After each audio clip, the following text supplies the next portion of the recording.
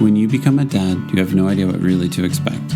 As your kids get older, you realize that every parent is trying their best, but rarely has the time or space to talk about their experience. I'm Devin, and I host and produce the Imperfect Dads podcast. I believe every dad cares deeply about their family and needs a space to talk about it. Most of my conversations are with musicians, authors, social media personalities, podcast hosts, and everyday dads. I've even had on some of my favorite musicians, like Matt Pryor and Jim Suptic of the Get Up Kids, and everyone from Jason Isbell's band, The 400 Unit, Chad Gamble, Souther Vaden, Bill Johnson, and Derry Deborah. Parenting challenges you and expands your definition of love in ways you'd never expect. The Imperfect Dads is where dads go to talk about their mental space, hopes, exhaustion, and humor that's all part of the journey. Find the Imperfect Dads podcast on your preferred platform, and make sure to follow us on Instagram or TikTok at the Imperfect Dads podcast.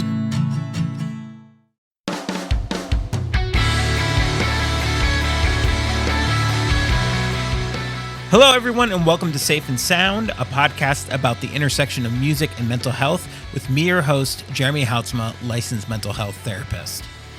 Today's episode is with the man who wrote the song for which this podcast is named. My guest today is Mike Reed from the band Small Brown Bike and 84 Tigers.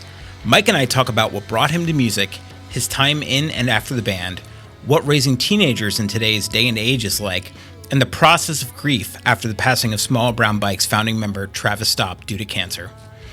Let's jump right into the conversation.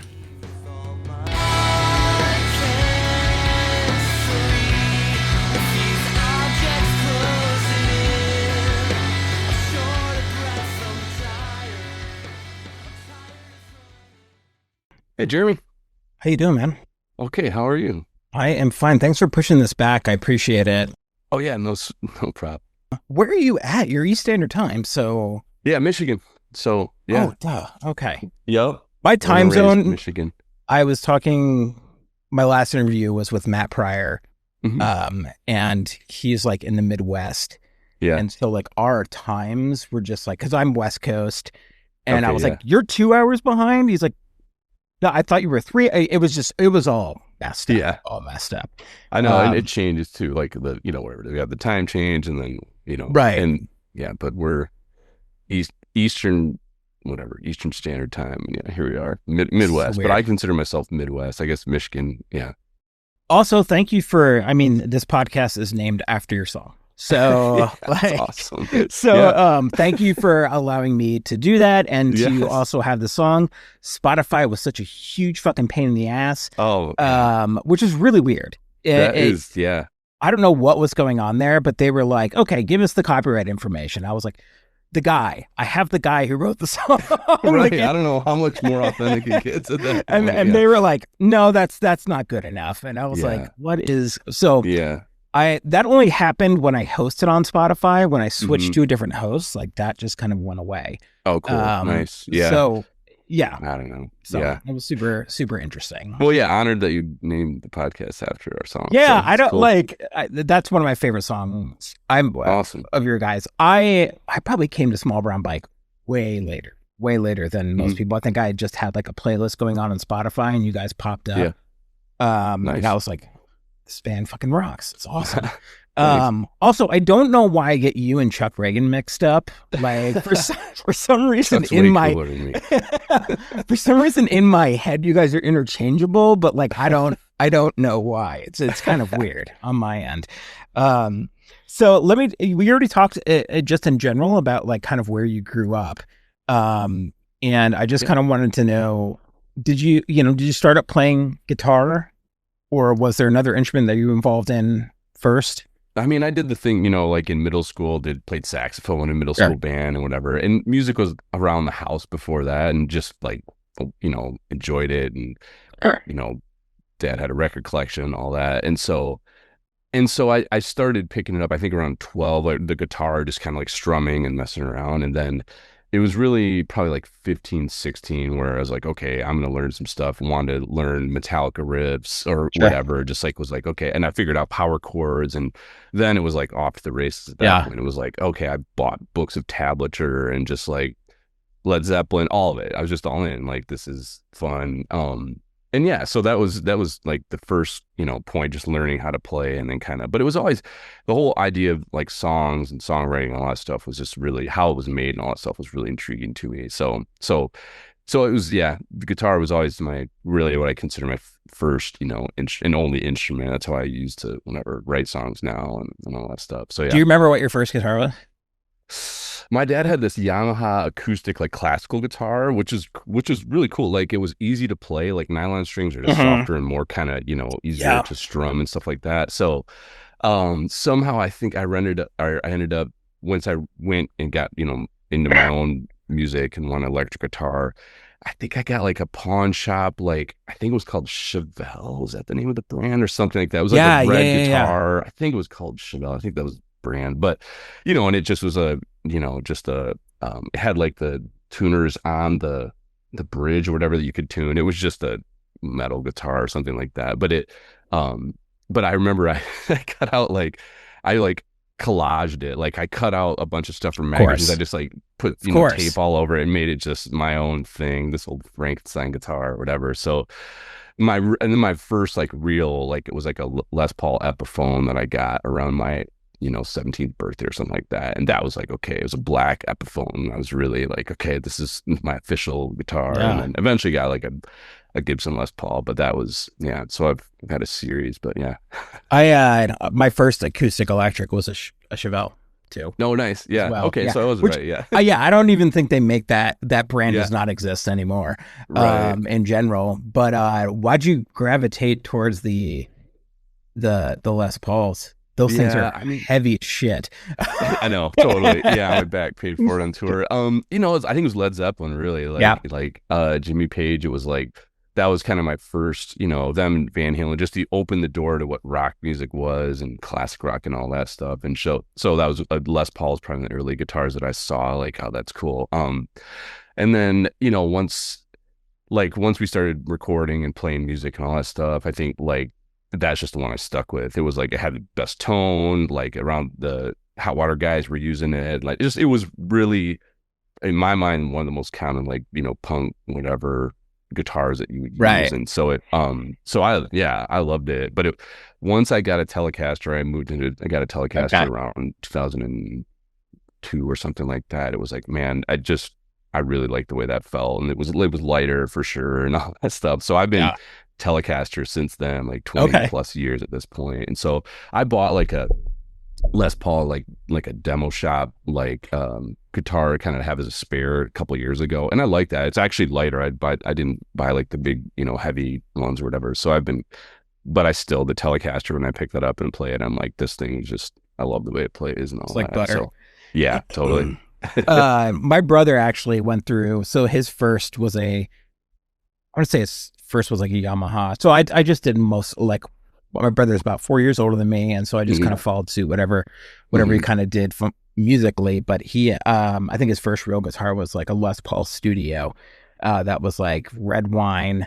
He still has it to this day, but he's really into guitars, pedals, all that stuff. But his midlife crisis, he bought like a 1945 Gibson acoustic. Wow. And this thing is just like, you can tell as soon as you pick it up, like the wood and everything like that. The tone on it is crazy.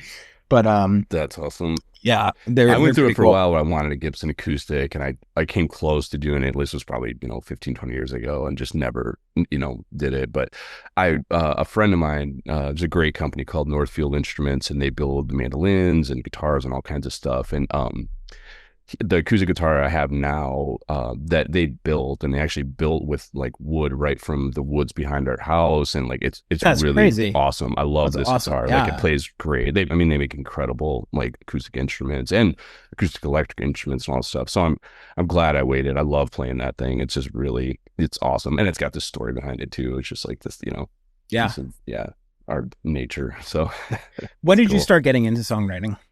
Yeah, I mean, pretty early. I feel like, when I started kind of figuring out how this, to play stuff with guitar, just learning the whether it was metal songs or getting into punk and stuff like that, I started kind of thinking quick, like, well, how can I do this and whatever, and how can I start, writing my own stuff and just kind of messing around. And just learning, like, I think I've learned my own version of music theory. I've never, taken music class or anything like that. Yeah. And so never studied it or anything like that. But when a friend of mine around, I don't know, just a little after college, like he knew that stuff. And so we'd be able to talk about stuff, and I didn't have the terms to use, but I knew exactly what he meant. Like, oh, this, this shape of this chord and this goes with this and all that stuff. And so I knew more than I realized, but it was like, but I never really needed it. It was all just like, okay, put my fingers this way and right. It makes this sound. This sounds cool. Yeah, totally. Like, okay, that sounds interesting. Or like,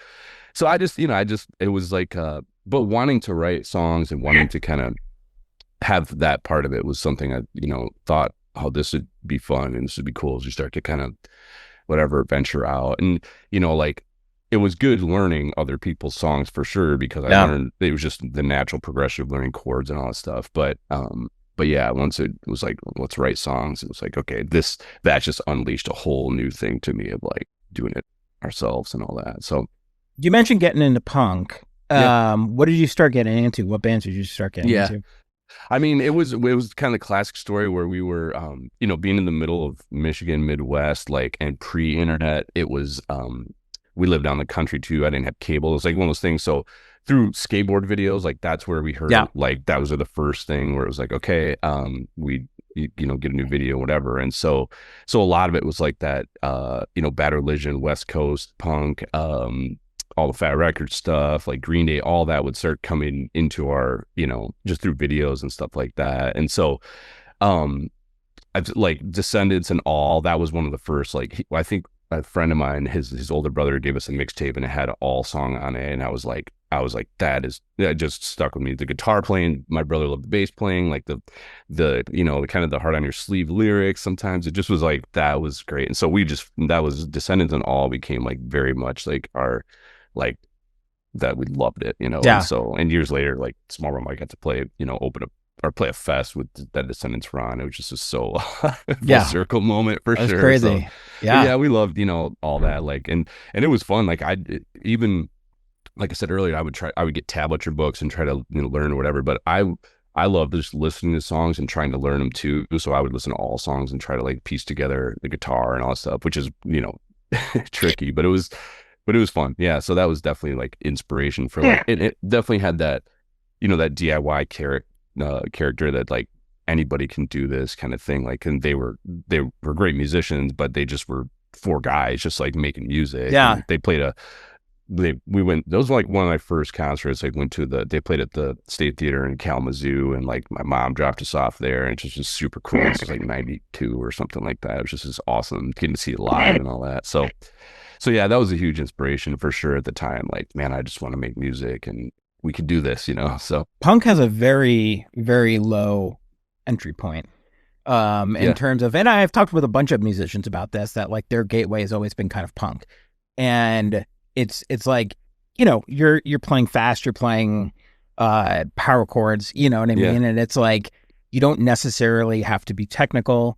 You don't necessarily have to be like, you just kind of have to be loud. And like, as a kid, right? It's just this low kind of entry point into something, know, it's great. Which is super cool. Rawness, totally. Like the rawness of it, the emotion, the real factor of it. Like, I still to this day, like, that's what gets me into new bands, where I hear something, I'm like, oh, that just feels like so real and raw, and it doesn't need to be, and it doesn't, there's plenty of bands I like to have, great production or super technical. Like, I like all kinds of stuff, but yeah, that definitely drew me in. I think initially that ability to like, we can do this, and it doesn't need to be perfect or, super polished or whatever. And so, but still to this day, when I hear a song by, like I said, a new band, I'm like, I love that raw part of it, or it just feels like, okay, this is a musician just making music and doing it for the love. So yeah, I think that's what's really interesting. Like, some of my favorite albums are more like, one of my favorite albums in general is Coheed and Cambria's The Second Stage Turbine Blade, which is just a really raw album. And it's like, the recording and production is good, but it's not too good. And it feels very much like, as bands kind of progressed, the production value got bigger and bigger and bigger. And I don't know what it is about the rawness of certain albums, of early albums, but I think it's something you're able to kind of connect to, because it is imperfect, right? Yeah. Like it's Yeah. not, it's like I could play this, and it's authentic because you're not, I do recording here and stuff like that, but it's very, very, very rudimentary, right? Yeah. And it almost seems weird or just, I don't know, kind of cringy at moments to like put something out that isn't super polished or produced because it's really hard to replicate. Yeah. Like when you're just, doing stuff raw, do it yourself type stuff, I've had this has happened multiple times, and I'm guessing other musicians, bands have been through this, but you'll demo a song and there's something that happens, either it's the recording or a performance or something, and it's really hard to go into the studio and recapture that thing. And I've had moments where I'm so hooked on the demo version of it that it's like it takes me a minute to get to the one that we finally put to tape and record it in the studio, because that demo one had some kind of spark. And I've tried, I can't think of a good example specific, but where it's like, oh, it's got to be just like that when we recorded that guitar tone, or that the way I sang that lyric, or the way my brother said something, or whatever. So it can be tricky. Eventually, I think that the demos, then they go away, they do their thing, and you get to have the whatever, the recorded version of it. But I've definitely had many songs that the demo version just like sticks with me, and I'm like, oh, that's the way it's supposed to be. So what do you use music or just in songwriting to kind of tap into for yourself? Like when you're writing lyrics or you mean my process, or just like like I mean, obviously you're doing lyrics, right? And those lyrics have something to say, or they're trying to convey an emotion or a feeling or something like that. What are you trying to tap into when you're writing lyrics, or even when you're writing a song in general? For sure. It's ebbed and flowed through the years. I mean, now it's like, I don't know how many bands or releases and stuff I've been a part of and recorded and all that stuff. And so I think it's changed a little bit through the years.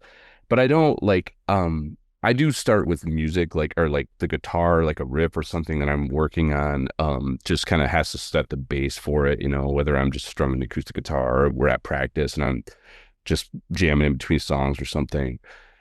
But, and then actually one of my favorite ways to write is just like, if I'm just driving, I'll just be just driving or walking or running or something, and I can start to hear the song in my head, and I can start to hear the melodies or the rhythm of it. And this is probably the primary way. Well, I don't know, but it's one of the more common ways I write now. It's just like in my head, which is wild. But yeah, I've done it plenty of times where it starts there, and maybe it's a lyric. So back to your question, like maybe there's a lyric that just hits me, comes from somewhere, that's some emotional, powerful thing. I'm like, oh, that would work really well for a chorus or something like that, or maybe just the melody, and I kind of have the hook or the melody in my head, and then I'm just working through, and then the lyric will hit me, and that matches that or whatever. So it's kind of, I don't know, it's kind of a wild way to do it, but I love it. And then I'll if I'm driving or something, I was like, I have to get to a guitar, or I'll do the classic, like pull up my phone and sing some gibberish notes into the audio app. Like, okay, I just got to get this down, and it's really hard to translate that eventually when I get home. But so that's how they start to form, I think, songs, especially now these days. Lyrically, I've always wanted, them to mean something and create an emotion when somebody's listening to it. I mean, probably, like I said, All in Descendants were one of those early bands. And when I heard Jawbreaker, I very much remember the moment of hearing a band like Jawbreaker, and that just was this totally different thing at the time for me, that the lyrics were painted all different kinds of emotions and things. They were very like kind of journal entry lyrics that were just talking about a day or an event or something. And so that's where my mind started going. We're aspiring to things like that, where somebody, not only is the music going to cause this emotional reaction to it, but the lyric that's going to go with it is really going to put it over the top. And so that's where I write from, is that like it's sometimes it's like, it's something that I've experienced. Sometimes some kind of interesting or cool lyric will hit me, and it's not necessarily something I've been through, but I start to kind of paint a picture or a story in my head and write from that perspective. So yeah, it's it kind of goes all over the place. Has that process changed over the years for yourself? Has it always kind of been that way? Yeah, I feel like writing this process where I kind of hear a song in my head before I grab an instrument or do anything. I actually think I'm like the first song on our first record, Our Own Wars, the Small Round Bikes record. The name of the song was The Cans and Tanks. That song was written while I was driving. I was just thinking of this kind of riff and how to put it together. And so it's something I've always done, is because I guess that's where my mind goes when I'm just driving or just walking or whatever. If I'm by myself, I just start hearing music and so yeah, that song was written that way. So I still that kind of approach where I just kind of start thinking of a rhythm or whatever, and something that's interesting to me has just been the way it is. You know, when we like when Small Round Bike was writing, or like that was more a collaborative thing. Like we would get together in a space and start jamming things, and just kind of riffs would come out, we'd record it. Especially in the later years, we would do more of that, where it was just less like, here's a song. It would just be kind of jamming riffs, and ideas would come out of it.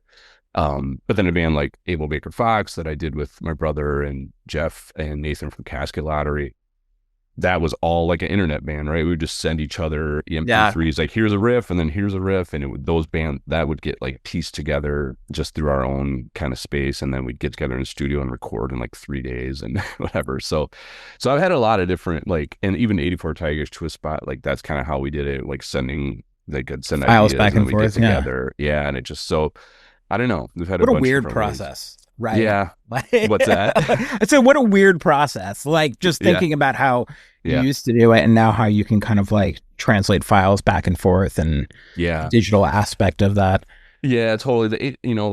Abel Baker Fox did it for 2 records, and it was at a time when it was just like we'd just email each other stuff, and kind of then we'd get together, but the 4 of us we could do it enough that it made sense. We were good enough that we could just come together, and the song would be 80% there. But it's still weird, you know, that kind of, you're not in the same room together for most of the time, and then you get together and you jam, and then it comes together. So it's, you know, that moment, you know, the moment when, the other way I write is, especially in the last like 5 years, whatever, I'll have my phone, I've got GarageBand on it, and the iOS GarageBand version, like I can go in and I'll hear a beat, and I'll kind of program it in the little beat sequencer in there and create a loop, and then I'll play guitar over it. So I'll write this kind of sketch of the song or the riff through that, and then send it out to whoever I'm playing with and say, here's an idea and all that stuff. But it's like whatever it takes to get to the song, I'm gonna go. And there's me screaming into a note in my phone or whatever. But what I was gonna say is that moment when the thing that I've been thinking about, or the riff that I've been jamming on the acoustic guitar, when that moment when we're standing in practice and it comes together, and you play that song for the first like 2 or 3 times, and it becomes that thing that you want to hear, is just such an incredible, you know, that chill, that kind of goosebumps thing when it does happen. It's just like, I love it. You know, it doesn't happen every week or every month, or, you know, but when the songs do come together, it's what really means a lot to me. So when I talked to Jim Ward, he was late diagnosed with ADHD, and his kind of experience of that was, sometimes I have really beautiful music playing through my head, and like it's just like that's where I get my ideas from, and other times it feels like somebody scratching cymbals like over and over in my head, you know. And it seems to be a kind of like experience of hearing something in your head, and really that rush to kind of like, I gotta get this down, you know, type of thing. Definitely. It can be, before you lose it. What's that? Before you lose it. Yeah. Right. Well, I was going to say the other way I've had, like, I've dreamt songs, like, you know, like, and it's that weird kind of, and I've heard it, and it's in your dream, you can hear the song. It's just really weird. And then I'll wake up and it just gone. Like, it's like, I can't really piece together what I heard. You know, I've had that happen a few times, and that can be really frustrating. You're like, oh, but I heard this thing, and it was, you know, it could have been this. And then you just don't get to it fast enough, or it just it just, I don't know. It's really interesting the way that the mind works in that state. Yeah. So, yeah. And so you're a runner, correct? Yeah. You recently did the New York Marathon. I call myself a runner. Yeah. You did the New York City Marathon. I think I think you can call yourself a runner. No. At that point. So yeah. What do you enjoy about running? Like, what is it? What does it kind of do? I mean, it's been I was late to running. I didn't get into it till probably it was around COVID, where I was that kind of release of like, all right, I'm gonna just do something to kind of get out of the house and kind of experiment with just whatever, just push myself a little bit. I never liked it before that. My brother had run the Chicago Marathon and I don't know, 10 or so years ago. So it was just like, no, I did not like running. And it just was one of those things where it took me a while to kind of get used to it, and just kind of get my own rhythm and all that stuff. And once it really took off, where I realized that it was good on all different levels for me, just obvious exercise and just getting out, but the mental health part of it, like, just like, okay, I'm going to just go into this mode in this zone for 20, 30, 40 minutes or whatever, was especially around that COVID time when things were just like absolutely just all over the place and the world was in a very just weird, place. And so to have that kind of time to myself where I could run and then it became this thing where I was in a, if I can, let's run a mile and then run 2 miles and I want to run a 5K and whatever. I just kind of kept pushing it. So it's really been, it just kind of it's developed as like this almost pretty much daily thing for me where around that time I would run a couple days a week and I was like, well, let me see if I can, maybe run tomorrow after today and not, feel awful. And so it just kind of took off from there. And now it's like, I've got a bunch of stories with it, but like I get up in the morning and run with a couple friends and it's like a huge, I love like it starting my day with that. It's just huge where I'm just me and a couple buddies, it's dark out when we're running and we're just kind of talking and jogging and just kind of doing our thing. And it's just it's a great way for me to start my day every day, just kind of get out and just get outside of whatever, out of the norm. And when I wake up to do it, I set my alarm and it's like, it's whatever, 5:30 in the morning and I do not feel like it, but having some other friends to say, okay, we're going to do this, we're all committed to it, is accountability, huge. Right? It's like totally, to get accountability is huge. And so we've talked about it many times. Like we've been doing that for a couple of years where it's just our time to go out and just kind of, and sometimes we won't talk. We're just running, just whatever, just in the zone or whatever. But so it's been I don't know. I could keep going on it or whatever. You can go on whatever you want, man. Like is there a difference for you? Mm-hmm. Obviously there's a difference, but the difference between running solo for yourself and then running with a group of people. Yeah, totally. Yeah, it's really interesting because when I first started running, I'd have, earbuds in and I'd have a playlist set up and I'd use that as my motivation. I'd run by myself because I just was like, I would just run by myself because I was like, I don't want anybody to see me running because I just was like, just trying to get, whatever, just figure this out. And for me, and so I would have a playlist, all that dialed in. And I remember this one time where it was like raining and my earbuds were just like, whatever, not charged or something. And I was like, I'm just going to run. And it was kind of that, it sounds silly, but like this moment, like there's a big deal to like run without any music. And I'm just going to go out and run in the rain and kind of whatever.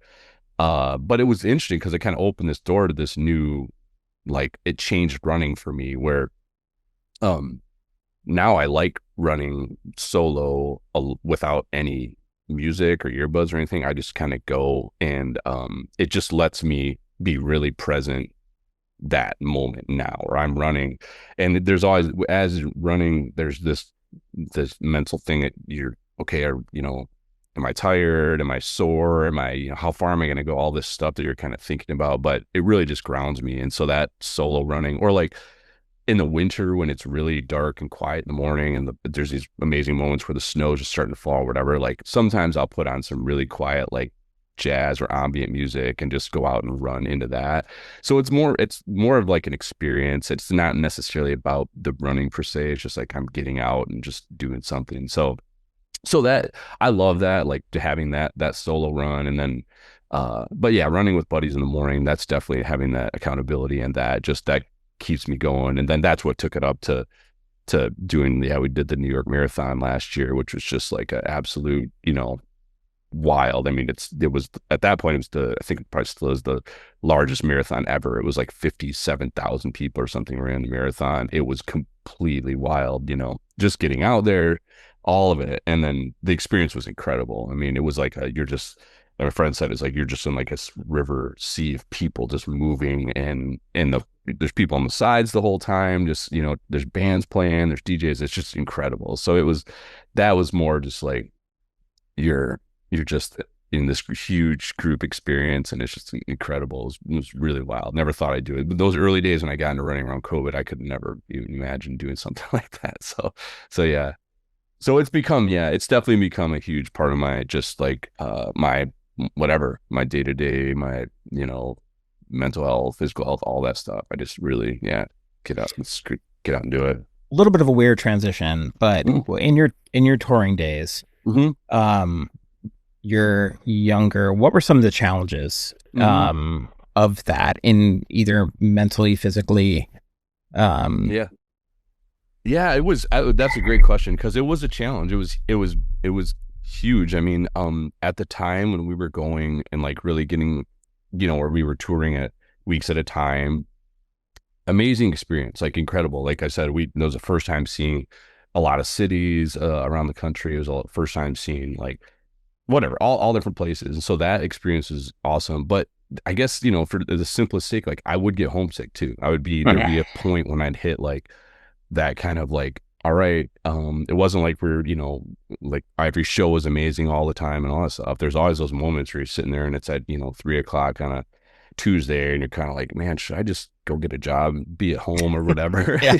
All that stuff. And it was definitely part of it. And so that challenge of just having, okay, we're going to go off and wherever, we're going to go tour. And, we usually can make enough money to like cover the tour and maybe cover some expenses when we get home, like pay a month's rent or something like that. But we weren't just like completely just like always, just making tons of, it wasn't a living, you know? So the stress of that, of just kind of going back and forth, like having a job and all that stuff. And I think, it put stress on the band, especially in the later years, where for Small Run Bike, we kind of plateaued at a point where it just felt like the tours weren't necessarily getting better, and we just kind of broke down at that point. And so it's just like, and I was ready to be home. It's like, okay, I'm ready to be home and just kind of start something new and be done with this chapter of my life. So I was really grateful. I mean, we never made it to Europe, but it was really grateful. I got to see all the cities and got to do all that stuff. But at that point, I was just ready to, just kind of be home at that point when the band broke up, and I was fine with it, to be honest, at that point. It was just, it was definitely just being out on the road. It just could be, a lot of stress, the day to day and all that. I mean, Small Run Bike is a collaboration or a band of old friends and siblings, right? Yeah. Yep. My brother and I. Yep. Yeah. And so I'm kind of interested. There's a drummer I was talking to one time, and he said, if I had to describe being in a band, I would title it "The Time I Accidentally Married 4 Guys." And so what were some of the challenges?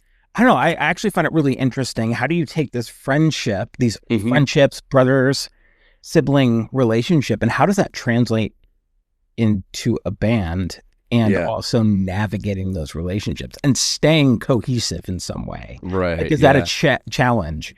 Yeah, for sure. I mean, you think, it is. There's constant decisions to make, right? There's constant, like, what do we do next? Or here's an opportunity to go, play this show or tour, that. And so there's always a discussion over something, right? Think about whether it's like, whether it's something simple, like where are we going to eat, or what label are we going to do this record with, or when are we going to start demoing, what's the next thing, and all that stuff. So every decision is an opportunity for discord, or or it just, and it, not to say that it always was, but definitely there's always discussions, and whether it's small or big decisions. And so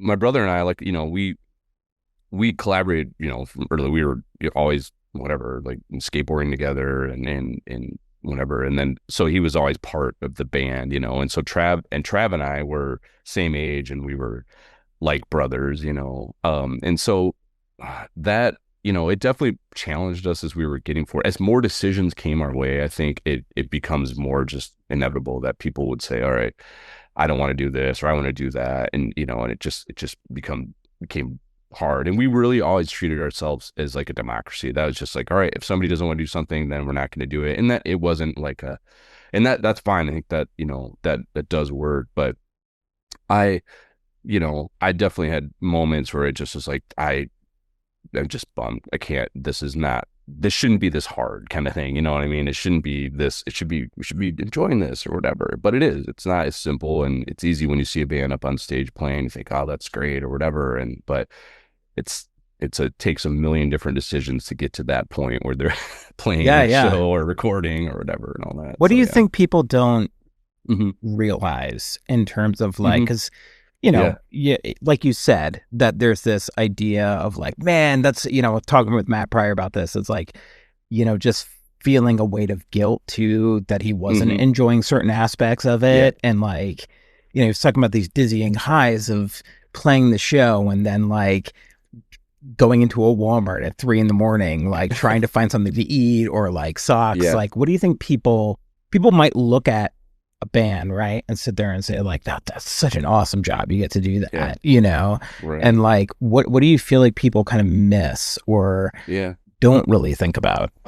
Yeah, I mean that, if you think about a tour, you think about, you got 24 hours in a day and you spend 1 hour of it maybe playing music. The rest of the time is either driving or finding food or do whatever, and there's simple, problems, but I think that it does. Once you do that night after night after night and the repetitiveness of it, your mind will start to go places where you're like, I just, there's other things I want to do with my life. There's other things I want to push forward. There's other, like, just, I don't know, more other things that I enjoy and all that stuff. And sometimes, and, we didn't tour a ton. Like, I think, we did 3 weeks and then 4 weeks, 5 weeks here and there. We'd spend, I would guess, maybe 4 months a year, maybe 5 months a year, kind of touring at the small round bike days. But at the time, it's like, it just, we were really excited. Like, okay, this is cool. We get to go out and do this at the time. But I don't know, like, we just had a spot where I think that kind of that democracy part of it just was like, I think it's gonna be really hard for us to come into agreement on some of these things and whatever. And we all had our own, vision of what the band should be and all that stuff. But just sometimes it just wasn't a point. I think it just runs out of gas, and you're like, for me, it was like, I'm ready to start a new chapter, right? I'm ready to kind of move forward and do something else and all that. So yeah, I think for the fans or for friends and family, I think, our friends and family could see at the time it was taxing us, and it was time to, whatever. They knew that, and you feel a little spoiled, that guilt, for sure. You're like, this, how lucky am I? I'm not going to a 9-to-5 job. I'm not doing this or whatever. But yeah, it definitely just, when a fan sees that 45 minutes, whatever we would play, it's just like, there's a lot of other stuff that's going on, a lot of other, like I said, decisions that just have to be made, that it's hard to get everybody to agree to do those things. Yeah. So yeah. What was your various recording? Actually, I really want to know, what was it like to watch Stacy Hill try and hit those falsetto notes on Under Pressure? Yeah, man, that song, I know why we chose that song, but were we capable of actually recording that song? A man that big trying to bell a note that high. Yeah, exactly, Stacy. I mean, I know why we chose that song, but at the same time, like, were we ready to record a song of that giant scope of a song with those kind of notes and all that stuff? I don't know. I mean, I feel like we recorded a good our version of it, but like playing it live or doing anything like that, we did play it live a handful of times. Yeah, I've seen the video. It's great. Rocky Vodolato would jump on it, he'd sing, and so yeah, it was super fun. But yeah, Stacy doing that's incredible. I texted Stacy before this, and I was like, nice. Hey, like, throw me something that I can ask Mike, about this that many people might not know about. Yeah. And so he mentioned that, and his take was like, that was one of the best memories of like Nice. my life. Like what was it about that? What was that recording process for that song like? Yeah, totally. That was such a fun split. I mean, at the time we were just getting ready. It was around the time we were recording our second record, Dead Reckoning, and then we did the split. I can't remember which came first, but at that point we had been friends with Cash Galati for a few years, and they were just like our, brother band in so many ways. And so I wish I could remember exactly how the idea, I mean, it wasn't too uncommon that bands would do splits and trade songs and stuff like that. But that one, how we decided to build it into 6 songs and do all this stuff, or was it 8 songs? I should remember, but I don't know. But anyway, how do we built it into this big thing? Yeah, it was like, but that just, at the time when Ed, like we were recording with Ed Rose and Black Lodge Studios, and it just was a super fun place to go. And I think it just opened that creativity up where we were just like, look, we can do anything. Ed's going to take care of us. And whether it's a falsetto note that none of us can hit or an acoustic song that we've never done before or whatever, it felt like that was a safe spot that we could just go and record and just like whatever, enjoy and make something out of it. So it's funny to go back and listen to those songs. Like it's just like it's hard. It's starting to get to the point where some of those things are just like, they're so distant that I'm just like, I have to look at pictures and like, oh yeah, that was the guitar I used, or that was the amp I used. Stacey has such a steel trap, like in his brain. Like it is unbelievable. I know people like that where it's like, yeah, totally. Oh yeah, I remember you had that T-shirt that you wore on the 3rd day or whatever. Like, because I interviewed Jason Trabue for and he was like, "Dude, you need to talk to Stacey. He is like the historian of the casket lottery." And he was such a fun guy to talk to as well. Stacey's great. Incredibly creative guy. What was it? Super fun. Great time. I love, and then tour and playing shows with those guys and everything. That's another thing. That's, I think, another thing of going back to the tour conversation. Like there's so much kind of downtime and on tour, you're like, okay, we're just sitting in a park and let's just start strumming acoustic guitars and whatever. And then this idea comes out and whatever. So they were definitely our brother bands. What was that transition like out of the band into, how old were you when you made that transition into like, the real world? Like, I don't know what you would call that. The real world. Yeah. Let's see. So 2003 is when we officially when Small and Mike decided to break up. Yeah. And we played our last shows in 2004.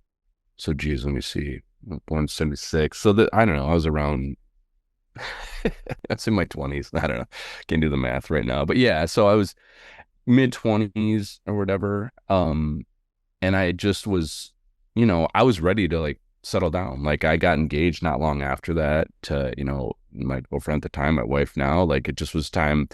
I was ready. Like we bought a house. And it's not like, the thing is, music didn't disappear. Like it was like I still like Katie, my wife, and I, we were writing songs at the time. Like we started a band called LaSalle after that. Like I continued to do music. It wasn't like sell all the guitars and throw everything in the garbage. It was just like that world of going out and sitting in a van and just kind of what Small and Bike had turned into, where we've got all of it, where it's more of a machine that you're just trying to move things forward. I was done with that. Like it just was time to like be done, and I just wanted to play some local shows and just hang out and write. So music, it didn't go away. Right. It just kind of changed the shape of it, and it was like, oh cool, I can just make music in our house right here with a Casio keyboard and acoustic guitar, and I'm totally happy with that. It's funny, it eventually creeps back, where it was like where okay, well let's our little 2-piece band that we had turned into a 3-piece, and then it was like we played shows, and so it starts making its way back and those things. But anyway, yeah. That was what I just followed my heart, what I wanted to do at the time. It's like I'm good. I don't need to go like on the road anything or do that anymore right now. I just want to kind of be here and work and play music here and there, and yeah, that was it. So what kind of career did you find yourself? I work in so web design, web development. Nice. Like that was the band has always been that catalyst for like I went to college and got a degree in media and all that stuff, but early days we built our own website, and we Dreamweaver, totally, yep, Dreamweaver, HTML, CSS, like so that's how I learned code. Dan, our drummer, same thing. Like we learned how to do like just coding our website by hand and all that stuff. Crazy. And so that's the world where I ended up, was web development and all that stuff. So that's the world that I've lived in. So Yeah. just because of the band, so I mean, we've always been all right. It feels like, what is the last 5 years of web development looked like? Yeah, I mean, it's really interesting because I still love like just I mean, it sounds funny, but like writing code, like I've always liked making stuff, right? Creating stuff, whether it was I made like a little zine when I was a kid or music or whatever. So I always love like how do you make that? How do you do that? And so that's where the coding thing, like I don't think of a code stuff like like maybe a whatever, like a very mathematical programmer kind of thing. I look at it like kind of artistic, and how am I going to move this thing over here and make this look nice and make it look good on mobile and all that stuff. So I mean, there's no way you can't have that conversation without saying AI now these days. Yeah. So it's interesting. And so I've definitely, used AI to just kind of test around, do some stuff. It's my experience is that AI is a horrible designer. Like it can throw together a website, but like visually it's not good. A mess. Is it even like accessible? Is it, all that stuff? And so I get it. Like there's a lot of people are fawning over it, like, oh, it does all this magical stuff. But the human part of it, it's kind of like music. Like I want that raw human part, that it's actually, this website's actually doing something, or this app is actually doing something that's useful, and not just like, just whatever, just some bunch of code junk. So it's interesting. I still think you need that, like that under the hood knowledge, like just having that, like, we use this stuff all day, digital and apps and websites and all that stuff. I still think it's cool for people that are want to learn that stuff or getting into code. Like I think go look under the hood and kind of figure all that stuff out. So yeah, it's going to be interesting kind of as things move forward. So I mean, even before AI, there's, the advent of like Wix and Squarespace and those different types of things, which is mostly point and drag and click, type of thing. And I'm just curious what you think of websites like that. Yeah. I always I started using, initially I would just code sites by hand. And so like one of the early, I built a site for Criteria way early. And it was like, I built a system where they could like put in their shows and like news and stuff like that. It was right around that time. And I found WordPress, and it was like early WordPress. And I was like, oh, this can do all that stuff. And I don't need to write it, by hand and PHP and all that stuff. So I started using WordPress, and luckily WordPress grew to, all different kinds of organizations and businesses use it. So that was my go-to. It would save me some time, but I still would go in and write code to build a theme and all that stuff. So when Squarespace and Wix and all that stuff came out, I was like, no, I'm good. I've got WordPress. I don't need it. I need the flexibility to move stuff around and make it more custom. And I was just kind of like, nah. But I get it why businesses and use those kind of drag and drop things and all that stuff. But I always think too, they advertise really flashy, beautiful templates and all this photography and all that stuff. I'm like, no businesses have this amazing photography, so they get this template, and then they're supposed to like you don't have the same stuff. And so anyway, it's but yeah, I get it. It's a easy drag and drop, move stuff around. So, and I've started to use more of that stuff too. So it's just to get it started, just to get something going early and quick. So what is so do you have kids? Yeah. Yep. How old? They're 12 and 13, or 12 and 15. So yeah. Okay. Yeah. So you've had them for, which is crazy. Yeah, I still. Yep. Yeah, they've been around a while. Yeah, it's wild. Yeah, it's really like, and this year, I feel like this last year they've each moved up to like middle school and high school, and so there's this new like speed that things are happening where I'm just kind of like, hold on, no, this is going fast now. It's really wild. So yeah. Yeah. What? So my kids are 7 and 4. Okay. So there's a huge difference. My brother, like I said, is only 4 years older than me, and my nephew is going into his second year of college, and there's this huge gap in terms. And do you remember what it was like when the kids were that young?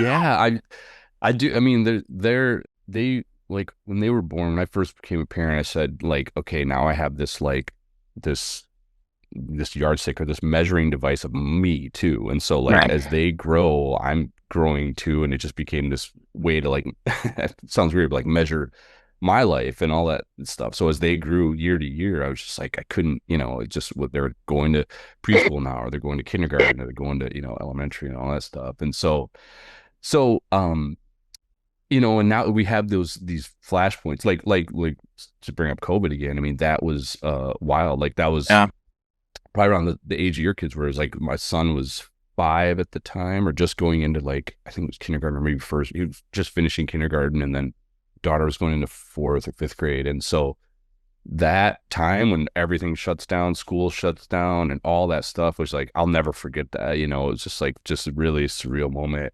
And in a lot of ways, I'm grateful for it. It slowed everything down, and we stopped, and we did all the like work from home, school from home for about a year, maybe more. But we also, like, at the time, like bought an RV, like just old vintage RV, and just like, hey, we're gonna do this. And so we'd go out and go camping, and the kids would do their work from the campsite or whatever. So it brought a lot of like that moment, that shift of like, as just surreal and awful the situation was, where everybody was just kind of locked down.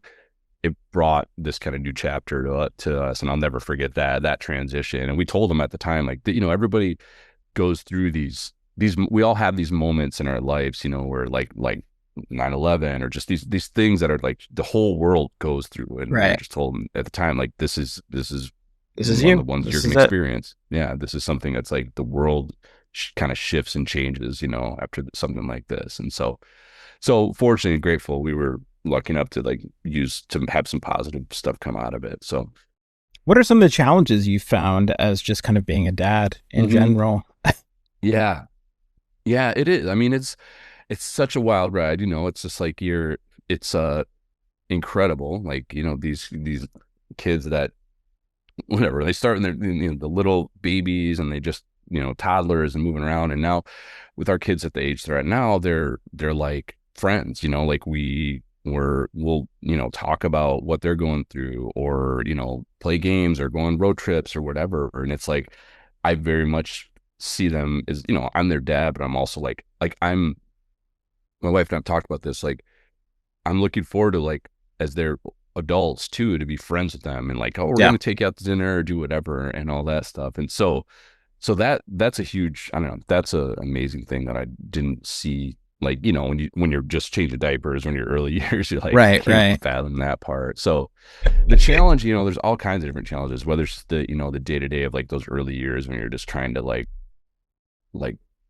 somebody just hands you a baby, and like, okay, there you go. Like, I remember driving out of the hospital parking lot, like, our daughter was born. It was a huge blizzard, huge snowstorm. And I remember leaving the parking lot just going, wow, okay, this is it. Yeah. This is it. Yeah. Yeah. Take care of this kid. No turning back now. Right. Totally. Yeah. And so the stress, those times, like, it wasn't necessarily like, oh, the sleep, like that, stuff like that. It's just, whatever. But just like, am I doing what I should? Am I doing everything I could be doing right now? Should I be, doing this? Should we move, or should we not move? Like, what should we get at the grocery store to, like, for dinner? All that stuff just starts to kind of pile up, especially in those early years where you're just learning and kind of going through this. And so, but as they get older, there's all new sets of challenges. I mean, there's obviously stuff like, just like, whether it's devices, screen time, social media, that whole world, or it's just like social things with friends, like, and it's stuff, I remember going through it too, where it's like, oh, this, but it's just, there's a whole new set of things that just require me now as a parent, where they're not changing diapers, they're just kind of listening or talking or just being a support to stuff that they might be going through. And so, and reflecting on then it opens the door to me thinking about, like, oh yeah, I do remember that, like, that kind of feeling, that whatever. So yeah, and what's challenging, even now, is as the door is open to, like when they're really young, they require all this time and attention. Like, okay, if we're going to the park, I'm there with you and whatever. And now our kids are getting old enough that they're kind of running off and doing their thing, yeah. And so So there's free time, right? Where I can be like, oh, I'm going to work on a song, or, oh, I'm going to go play a show, or, oh yeah, let's book a little tour and all that stuff. But the guilt still happens where I'm like, should I go away for 3 days I feel like, oh, that's going to, I'll miss my kids or whatever. And so that kind of the challenge where, because even though they might not need you for those, like, feed them, like mac and cheese, they can make stuff their own, but they still need you for other things. And so that's where where I think the tricky part now where I come in is like, should I leave, whatever, they need their dad around to kind of, talk, whatever. And so yeah, there's all kinds of different. So I work with teenagers. That's one of my specialties is working with teenagers. And the amount of, I think, like parents who come in, like, it's just a really interesting thing, where it's like they always catch them smoking weed or something like that, right? And they're just kind of like, like and there's this kind of like, and a lot of the time too, it's kind of like I can't talk to them about certain, or like they don't want to talk to me about certain things, right? And like I can't be that person for them, so they need sort of like a neutral party. And I find that like I'm able to talk with them in ways that like a parent wouldn't, right? Sure. Where like there's a totally different kind of relationship there. And I'm always curious about myself when my sons will hit that age of being like, what am I gonna do? Sure, yeah. Type of thing. And like it's important. I don't think a lot of parents remember when they were teenagers. You know what I mean? Like kind of like what that was like. Yeah. For them, I think we get into an adult head and you find yourself becoming your parents and you are just kind of like, dude, I remember when my parents, like I'm doing that right now. And like so much more makes sense. Yeah. But I'm finding like teenagers in this world are really kind of struggling and finding a really kind of fighting a very different kind of landscape in terms of technology, lack of connection, those different types of things. And I'm curious about what you see, the world that you see, or what you're trying to do differently than your parents maybe did. Sure. Yeah, I mean, we've lived, living through this shift of the internet coming around and then mobile phones and social and all that stuff. I mean, it's wild. And I personally, I mean, I think, it's just like, it's just such an incredible shift that I didn't, like I grew up and it was like, there was, like I said, I grew up on the country. There was none of that. Right. I mean, we got a Atari eventually and I had a Nintendo and all that stuff. But yeah, like I do think like, the set of challenges that kids have now, it's so different, and it's so, how to say it, like, I get it. I feel for them where there's this 24/7 chatter of whatever, even if, say, there's so many things like, so even if you say, okay, we're not getting our kid a phone for, a certain age and all that, which I totally understand. Chances are a certain percentage of the kids in their class are going to have phones. So there's this whole dynamic where it's just happening. There's this whole buzz that's going on or whatever.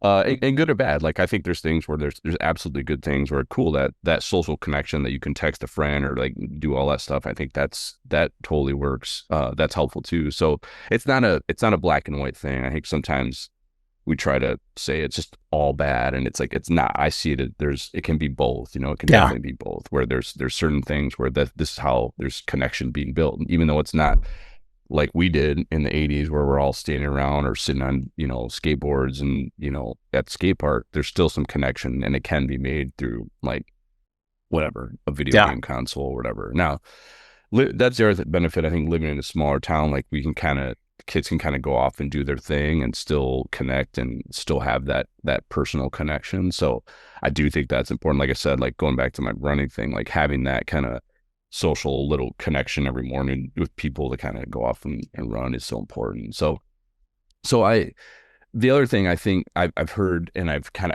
connected with is that, I don't know how to rate it, but it's like all these things have phones and internet and social media, all that stuff has made parenting so challenging. It's like it's kind of it's just changed the way that you're change the landscape. Yeah, totally. And sometimes I get totally frustrated. I'm like, I shouldn't have to be like thinking about like screen time and alerts and all this stuff and all this stuff. I just want to be dad, and I'm sitting here trying to like figure out how to change the setting on this that, right like our parents don't have to think about this, like why am I dealing with this? And so yeah, it's changed the landscape for sure. But I think that's why kind of we very much like try to just realize that and just build awareness around it, and where it's like, okay, we were camping last weekend or whatever, just kind of going out, getting into nature and just disconnect and all that stuff. And so it's just it's that balance. I get it. I totally get it for the kids. They want it. It's a toy. They want connection and all that stuff. But it's just finding that balance is so hard. Well, it's really difficult. I mean, I can't tell you. To me personally, and even in a mental health space, that has been a net negative. In so many ways, and like I'm not just privy to all the bad things, but like the way that people communicate, or teenagers, young adults kind of communicate, is the amount of conversations that I've had in terms of saying like, somebody might be telling me about like this conversation they had with their friend, and it was a really tough conversation. And I'm like, so you said this like in person, right? And they're like, no, I just said this all over text. Right. And like, I mean, like I do. I'm just like, why would you do like this is the blessing of me being able to be like, I'm not a parent at that moment, right? And so like I'm like, why would you have something like that? Like, you guys need to have a conversation. Like, you miss body language, you miss, like, there's so much miscommunication that can happen with that, you know what I mean? And like I'm in a privileged space to be able to call them out on that. Well, I mean, I totally, the idea that to look somebody in the eye and have a conversation and see that body language, all that stuff, that missing of that at least maybe it's not all gone, but a lot of that is all done through mediated digital text and or whatever, that is I can't fathom. So growing up as a kid, and at this day, I get it why it would just be so challenging, because you have to do it through some messaging app or whatever, or you have to have this, but those awkward conversations, whatever, like those, going through those as growing up or whatever, like you're in a fight with your friend and you're not talking or whatever, like that is figuring out how to navigate those and push through it is it's something you use forever. I mean, whether you're gonna co-workers or just whatever, just a spouse, all that stuff, you have to be able to say, look, we got to sit down and talk about this or whatever. So yeah, I do wonder the long, big term effects of all of it. But, well, we've seen it, to be honest with you. It's happening. Yeah, totally. It's happening now. As and I guarantee you, Mike, if you were sitting in, this is my office, but if you were sitting in this office and we were having a conversation, it would feel way different. Than, totally. What we're doing right now. And I experienced that in doing telehealth with people, and the practice of presence means something. Yeah. Right. Totally. Where you're fully engaged in the presence of another person. Right. There's something I think very weird that goes on in that space. It's when you're like hanging with friends, or you're sitting around the fire as like as like adults or something like that, Totally. And so, I do think my sense is, and maybe it's from our daughter who is, like going into high school, like, there feels like there's more awareness about maybe this isn't like social media and all that stuff isn't great. Like, there's more about it just in culture, like on, whether it's in the news or whatever.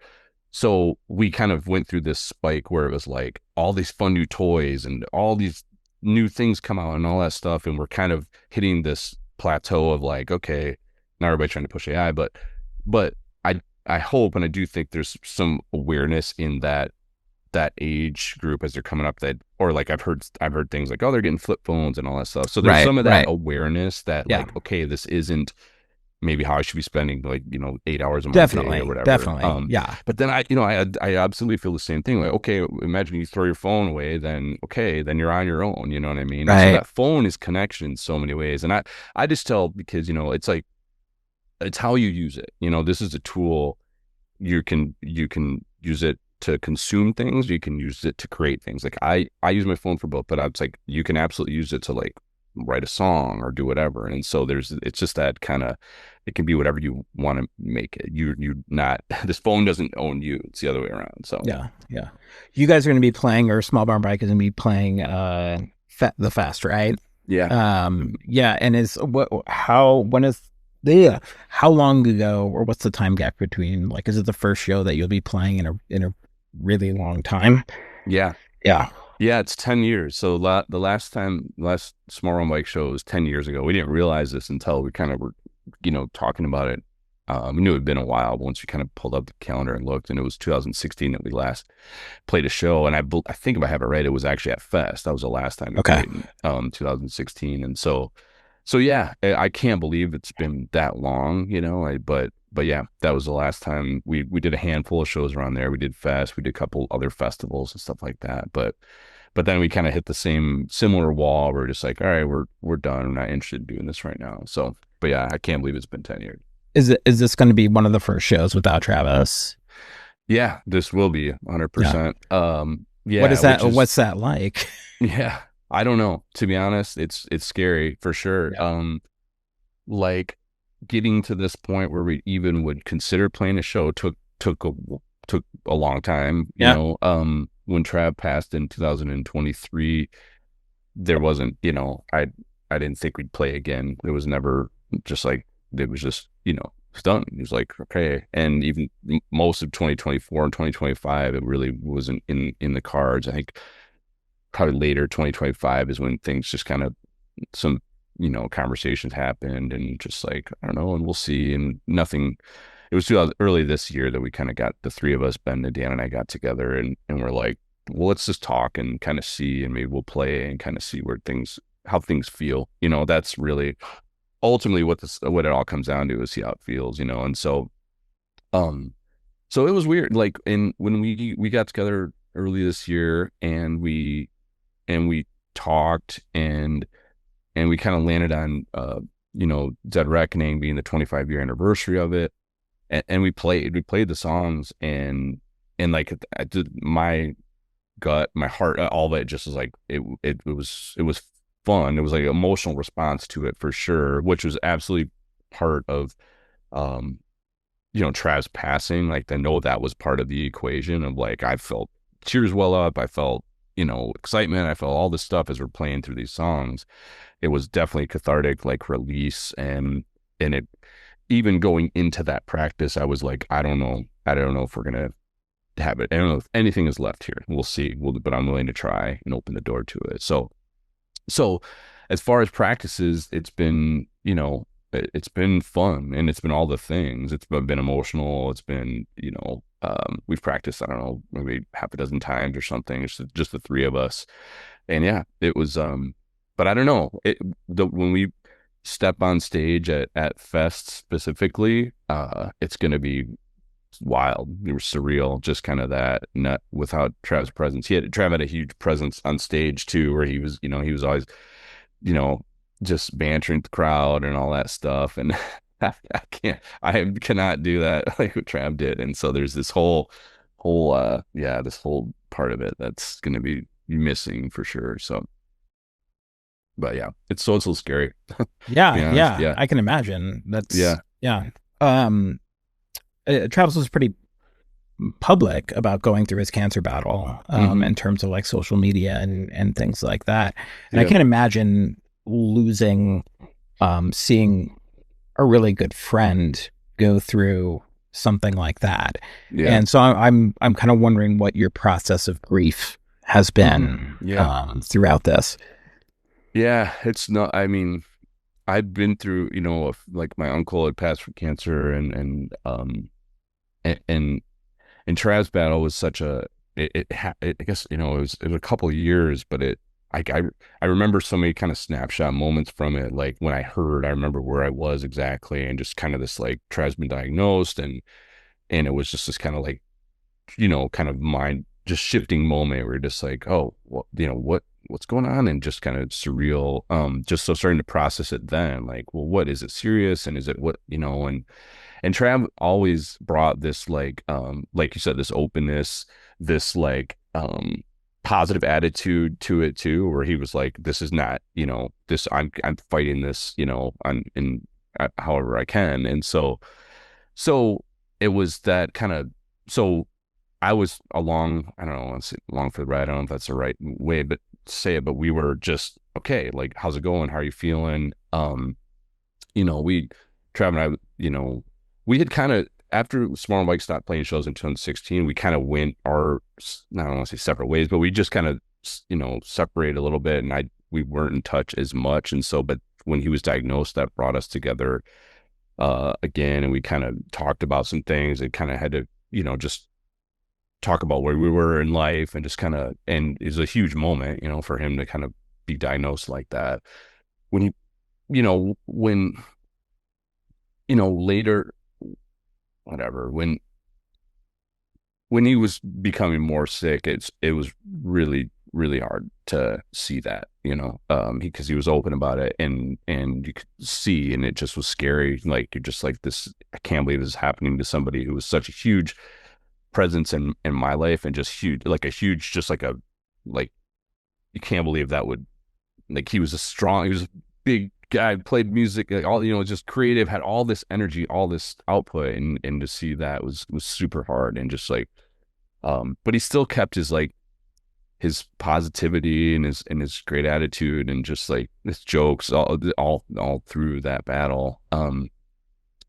And when he passed, it just is like one of those things that just like again, another like life shifting thing where you're like, the world is totally different after this moment, and I don't know what it looks like, and I don't know how to like process it exactly. I don't know how I'm gonna kind of, luckily with friends and family, we all came together for that like week or so after, and just remember, but people would come over to my house, and we had pictures out, and we just like were together, and that was such a huge thing to have, like, friends just together, and family just to be able to be together. And so yeah, it was I don't know, and it's still process that, grief is never ending. It's like one of those things that it ebbs and flows, and there's and I knew kind of opening this door a little bit to doing the band again was scary, and open this new thing of like, should we be doing this? And is this, and I talked to friends and family, and it took a while to process that. So I think it's part of the grief, and in some ways, at least for me, it's we can like honor Trav through this, and yeah. So I don't know. It's a wild ride. I think it's if you've never really had somebody really close to you pass away, like, I think that concept of like, oh, it never really goes away. Mm-hmm. You just kind of live with it differently. Mm-hmm. You know what I mean? Or you kind of work through that. I'm in no way, shape, or form a grief counselor, but like seeing family members go through it, and just what that looks like. It's a really important process. And I think culturally, I'm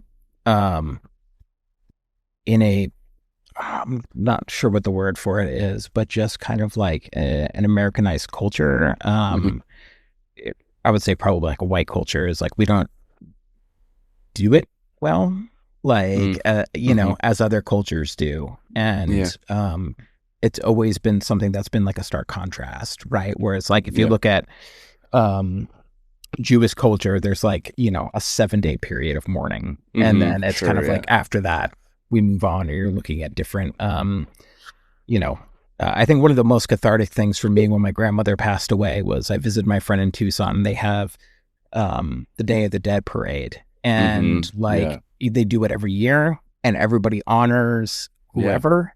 You know what I mean? In their lives, people are carrying pictures and, things like that. And I was like, that is so awesome, because it is like a yearly time to remember. And at the very end, I don't know if you've ever experienced it before, but you have their name on a piece of paper and you light it on fire and you like throw it up into the air, and it's supposed to symbolize like the ashes or whatever of this person like going into the stars, like type of thing. And I was like, man, beautiful. That's so beautiful. You know what I mean? Like, for sure. It feels different, and everybody handles like, it was like, you know, the whole 5 stages of grief and whatever. It's like, yeah, that can kind of be, it kind of ping pongs all over the place. You know what I mean?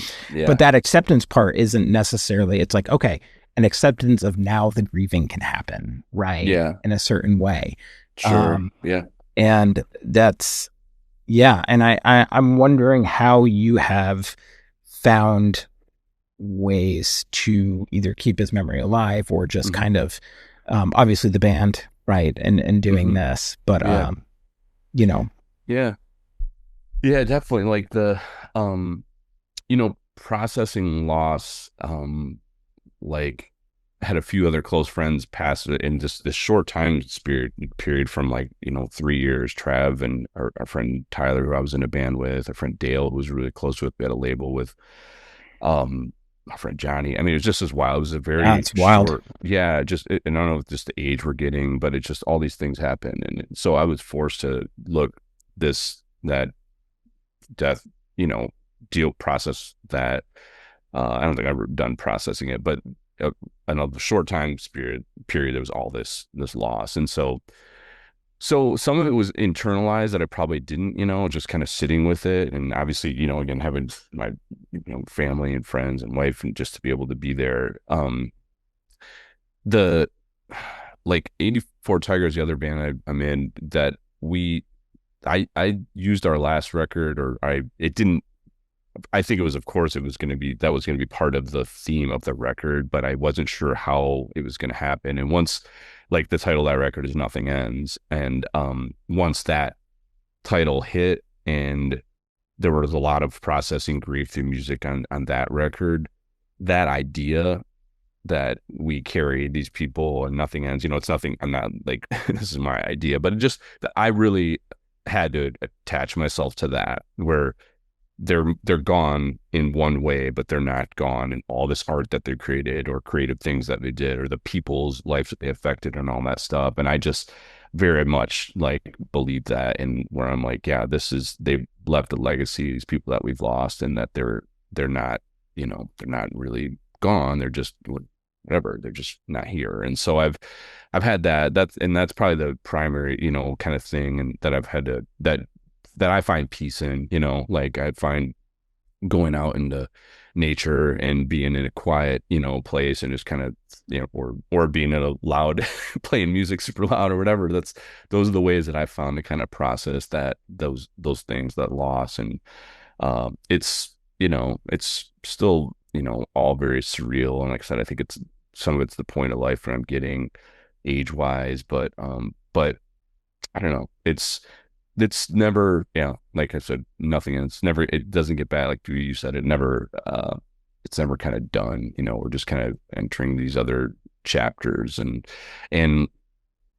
like I said, when we the first, you know, when Smart on Bike plays a show in 5 months or whatever at Fest, like what's that going to feel like? And what that's going to do is going to enter a whole nother part of this grieving process for sure. So, yeah. Last question for you.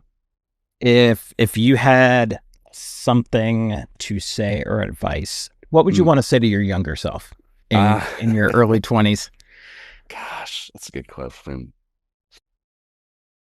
I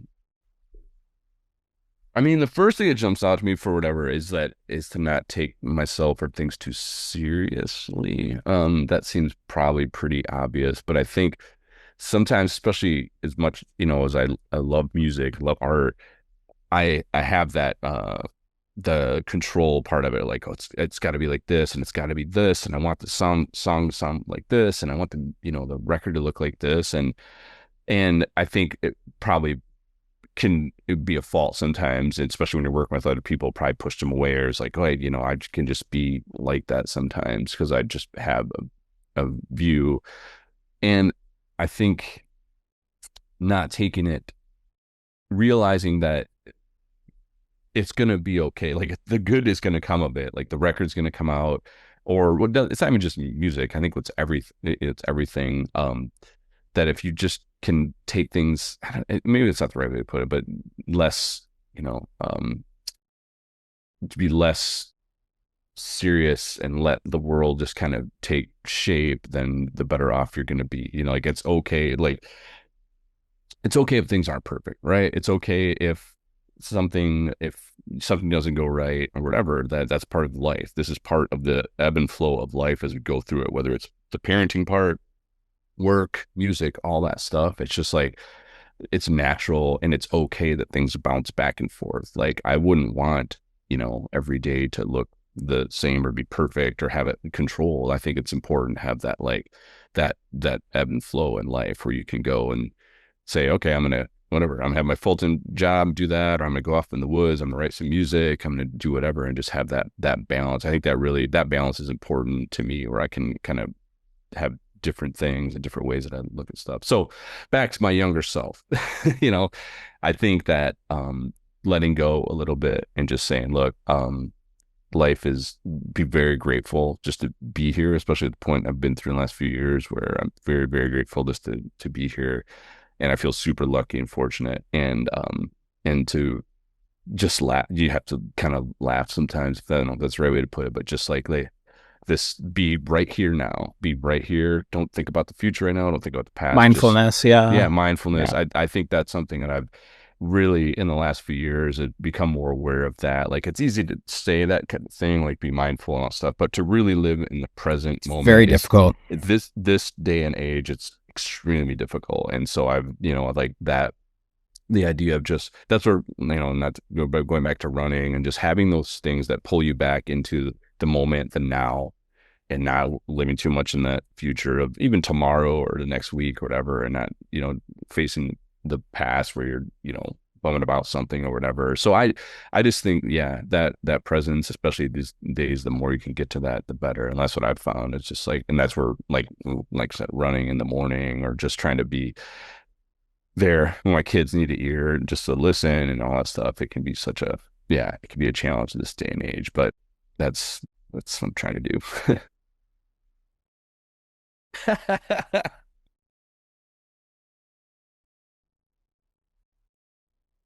That's great. Yeah, sure. Yeah. That's a good question. That's really good. I mean, for young, like, uh, for, let me think, let me get it for this, and I'm sorry, I'm full of cliches. It's Sunday or whatever, but we all are. The fact, life is going fast, and I didn't feel as fast as it has more recently. When they were little babies and getting into school and just going through elementary school, it felt like, okay, this is just a normal pace of life. But now that we're going into the downward slope of them going to college or going off into the world and all that stuff, that, like I said at the beginning, now I'm like, wait a minute, I need another year, I need another, like, now we're like, okay, we have 3 summers left to plan a vacation to go somewhere or whatever. And so it sounds so cliche, but that ability to that it goes fast is what I'm very much hitting me in the last 6 months or a year, where I'm just like, man, I can't believe. And then when I see an old picture, I'm like, oh wait, that seemed like yesterday. And so again, I'm sorry I'm being cliche, but I'm seeing it, I'm living it right now. So I just think, for the parent who, whether it's a 4-year-old, 7-year-old, where it's just like they're just talking about Legos and doing, whatever, it's beautiful. And then now they're hitting that, for me, they're hitting those ages where they've got bigger thoughts and bigger emotions and all that stuff. And so now here we go. I'm just like, all right, now you're going to be an adult soon, and we're going to have different conversations and all that. So I just, I can't believe how fast it's going at this point now. And like I said, we're counting the summers, and not like in a bad way. We're just like, oh wow, we've got to figure out what kind of things we want to do with our family until they're, off in the world or college or whatever. So I guess, my advice is just try try to as best you can, because I know there's the day-to-day things that happen that just have nothing. You're just like, yeah, whatever. Yeah. Like, I try. I try. I was, I'm talking for, advice for everybody who's listening to this too, who are parents. And I always feel like, man, like right now and even before this, it's like every day is a year and every year is a day. Type of thing. And totally. It's a blessing, and I try and take stock, when I can. And it's also a blur, you know what I mean? At the same time. And luckily, like my parents just had like photos that they could take, right? And now I have we have all these things that we can use and whatnot. Yeah, that's really good advice. And I don't think things are cliche for a reason, right? Yeah, I've kind of said that too. Like I'm saying it again, but yeah, this is it goes fast, like especially I've said that to parents that, they're in the toddler diaper mode, like, oh, it goes fast. I'm like, man, I sound so old when I say that. Yeah. Like, but I mean, that's part of the process, right? Like, yeah. I do think like in a lot of ways that 84 Tigers record, the last one we did, there does speak to like me thinking about Travis is very much in that record, and I'm really, really proud of that record. And I definitely that was part of my process of thinking about Trav. And so but yeah, it's I don't know, it's definitely Trav was just so many laughs, and just I have so many amazing memories and time, coming up together and all that stuff. So it feels like, as hard as it is, it absolutely feels like he was such a presence that I'd carry it's still, It's cliche, so to speak, but I'm sorry that you had to endure that, and I'm sorry that he passed. I appreciate it. No. Yeah. Even from like a social media standpoint, it was like, I was kind of re-going, and then all of a sudden I was like, wait a minute, he's gone. Like, you know what I mean? And that was like, really, whoa, and that's, he seemed like he was full of life and full of creativity and those different types of things. I appreciate you saying that big time. I mean, it was that kind of thing where, like somebody so big and so just like full of energy just could be, taken like that. And so I don't know, we just, we had that all of us being together was such a big thing. And just, I don't know, but that keeps coming up in the times when I'm hanging out with friends and people, like, just that Trav was such a big presence. And how do you, it's just, fortunately we have a lot of memories in that. And so he just, when he was diagnosed, I never could have fathomed would have, happened in my mind so quick like that. But I don't know. But he's, I don't know. I go back to the legacy. He's got like the music and the songs and all that stuff are still out there. And so, but yeah, it's, I appreciate you saying it. Yeah. Mike, are you guys playing, is 84 Tigers coming out on the West Coast at any point, or? We don't have any plans right now. We're working on a couple shows, just local Michigan shows. And unfortunately, not unfortunately, but once, the Small Round Bike stuff was announced, it just kind of, that's taken up a lot of just planning and attention and all that stuff. Not that, 84 Tigers is functional enough that we can just jump in and one practice and play a show, which is really fun. Small Round Bike, just because it's been so long, whatever, it's just going to require some more and we're playing as a 3-piece. It's just like we've got some practicing to do and all that fun stuff. So yeah, I want to Small Round Bike.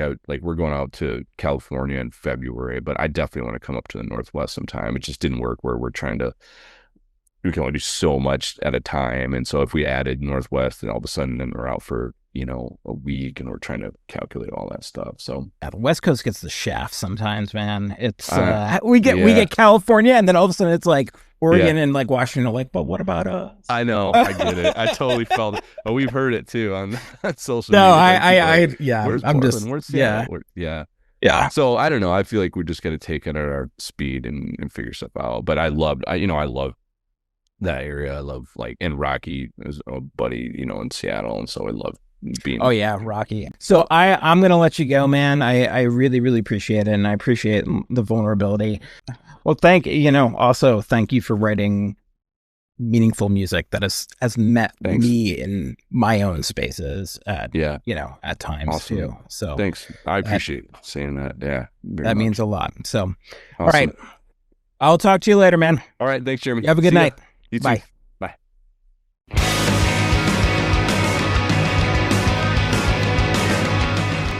That does it for this episode. Thanks to Mike for coming on and talking about Travis and grief and everything else that he talked about. Safe and Sound is available on all major podcasting platforms. You can follow us on Instagram at Safe and Sound Podcast. We'll see you next time, and thanks for listening.